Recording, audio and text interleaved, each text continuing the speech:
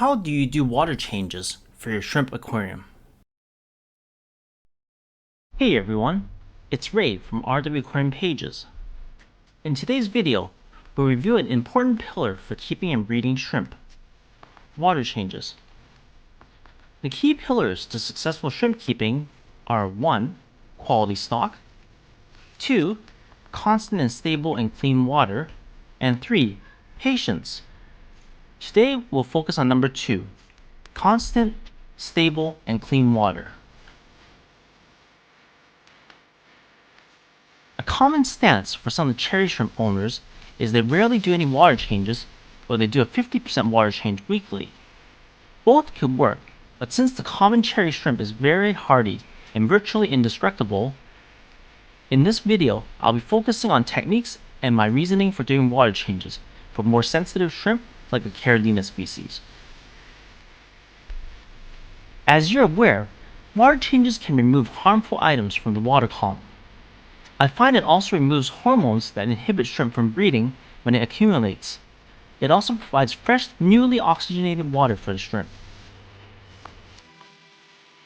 I personally do 5% weekly as I enjoy doing water changes. Some other breeders do 10% bi-weekly or 20% monthly. At 5% and 10%, these are amounts that don't affect the water as dramatically as a 20% or 50% water change. Try to find the amount that works best for you and your shrimp. Keep in mind, some species are more tolerable than others. Before I do my water change, I always test the TDS to see if it's within range. An electric pen tester provides instant results. If the shrimp are healthy, the temperature is all I check daily. If the shrimp are dying, I monitor the nitrates and ammonia as well.